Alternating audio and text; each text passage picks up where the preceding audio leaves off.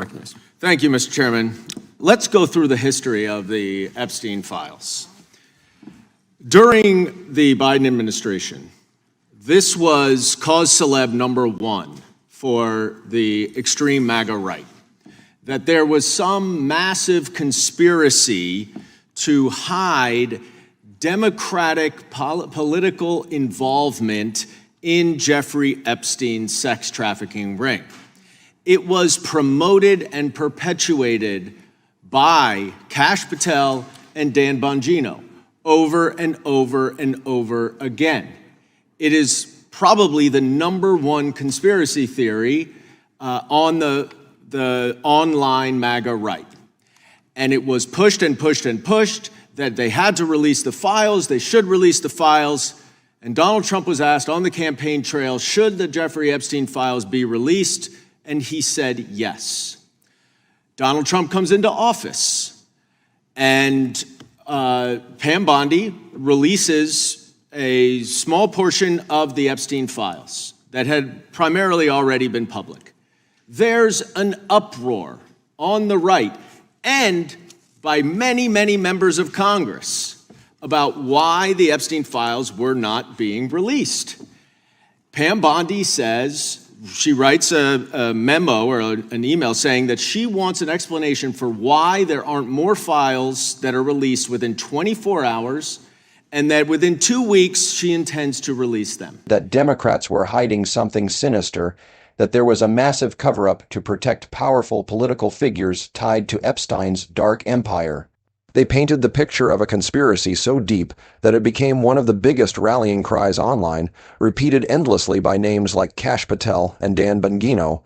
The idea was simple but explosive: expose the files, and the world would see Democrats brought down by their own secrets. This was the narrative that fueled endless headlines, interviews, and speeches. Even Donald Trump himself, when asked on the campaign trail, joined the chorus and said yes, the Epstein files should be released. It was a promise of transparency that his supporters believed would crush his opponents and validate everything they had been shouting about. But here's where it gets interesting. Once Trump took office, a small fraction of the files was actually released.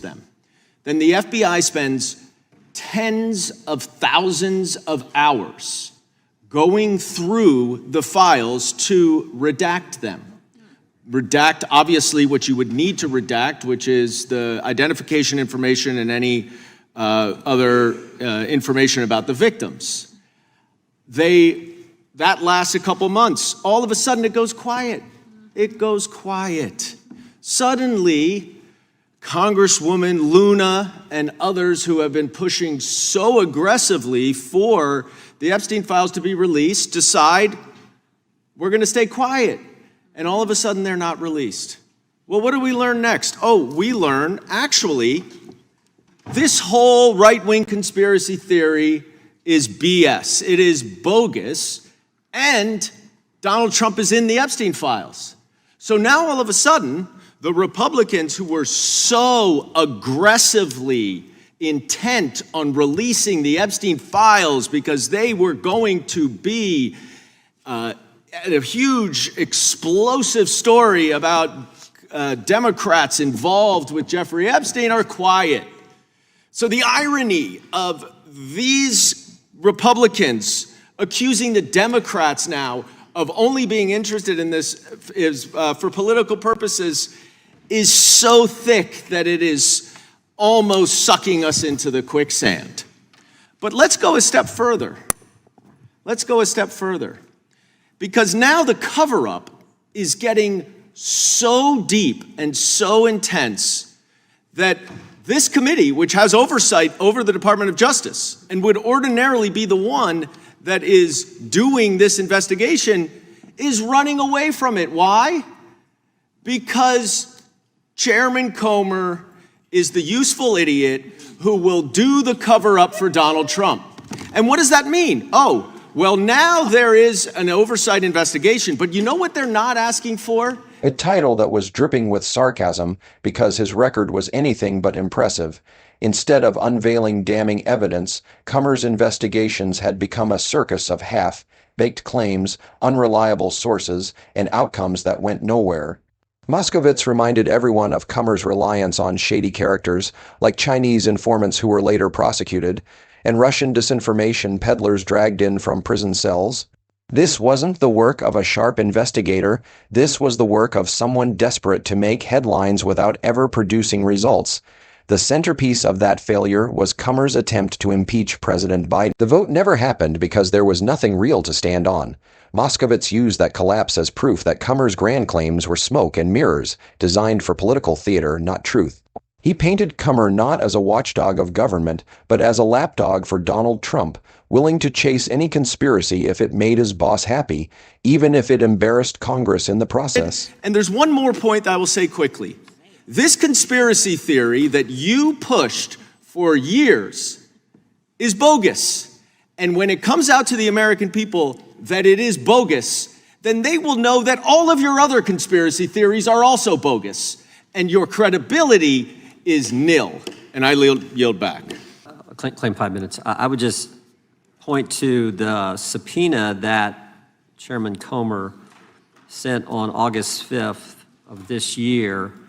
I'm just going to read it. Now, frankly, I'll ask unanimous consent to put it in the record here. In scheduled to subpoena, in accordance with the attached schedule instructions, you, the Honorable Pamela J. Bondi, in your capacity as Attorney General of the United States, are required to produce the following documents and communications that are in your possession, custody, or control in unredacted form, except for redactions to protect the personally identifiable information of any victims, for any child sex abuse materials defined by the Department of Justice manual, or any other redactions required by law. And then there are seven sections here. Number 1, all documents and communications relating or referring to Mr. Jeffrey Epstein, Ms. Ghislaine Maxwell, and further relating to or referring to trafficking, exploitation of minors, sexual abuse, or related activity. Number 2, all documents and communications contained within the case file regarding United States versus Jeffrey Epstein. Number 3, all documents and communications contained within the case file regarding United States versus Ghislaine Maxwell. Number 4, all documents and communications contained within the file pertaining to the investigation of Mr. Jeffrey Epstein by the U.S. Attorney's Office for the Southern District of Florida that resulted in the 2007 non-prosecution agreement between the U.S. Attorney for the Southern District of Florida and Mr. Epstein. So this would answer what Mr. Raskin, I think, has raised real questions about multiple times in today's hearing. Number 5, all documents and communications relating or referring to United States versus Jeffrey Epstein, United States versus Ghislaine Maxwell, and the investigation of Mr. Epstein that resulted in the 2007 non-prosecution agreement between the U.S. Attorney for the Southern District of Florida and Mr. Epstein. Again, answering, I think, getting to the information that Mr. Raskin seeks. All documents, number 6, all documents and communications between the Executive Office of the President, including the Executive Office of President Joseph R. Biden Jr., and the Department of Justice relating to or referring to United States versus Jeffrey Epstein, United States versus Ghislaine Maxwell, and the investigation of Mr. Jeffrey Epstein that resulted in the 2007 non-prosecution agreement between the U.S. Attorney for the Southern District of Florida and Mr. Epstein. And number 7, all documents and communications relating to or referring to the death of Mr. Jeffrey Epstein. So seven but different bullet points. Every single one starts with the word all. I think the gentleman from New York earlier said that this wouldn't get the documents that started. Yes, it would. It covers everything. And the Oversight Committee has subpoenaed all that information. And it's coming in. I think there's 30,000 pages coming in, but it's a rolling production. This is the typical the way it works. We've done a lot of investigations around here. It's always a rolling production. So I think we're going to get the material. That's Oversight Committee is doing it. It's unfortunate that Mr. Goldman made the comments he did about the very fine chairman of the Oversight Committee, but he is getting the information that the American people asked for and that many members had demanded for a long time, including members on the Democrat side. So I'd ask unanimous that be entered into the record. Who seeks recognition? Yet, when the files pointed back toward their own leader, suddenly the appetite for truth vanished. It wasn't about justice anymore, it was about protection. Moskowitz exposed this double standard with biting clarity, making it impossible to ignore the shift from loud outrage to strategic silence. The irony, Moskowitz said, was almost unbearable. These were the same lawmakers who had built careers on accusing Democrats of corruption, the same voices who had weaponized conspiracy theories to rile up their base. Yet now, when the truth threatened to touch their own side, they abandoned their supposed principles without hesitation. It was projection in its purest form, accusing Democrats of the very thing they themselves were guilty of, and Moskowitz didn't just point it out, he laughed at it, showing how ridiculous it looked to the American people. By doing so, he cut through the political noise and made the hypocrisy impossible to dress up as anything else. I have an amendment after this. Gentlemen, the committee knows that's not appropriate, and we shouldn't have that kind of language. And I'm here. Gentlemen, may proceed. And I am here to defend him as by far the best investigator of all time in the Capitol, which is exactly why all of his investigations, which have used, Chinese informants that were prosecuted and Russian disinformation, people from prison.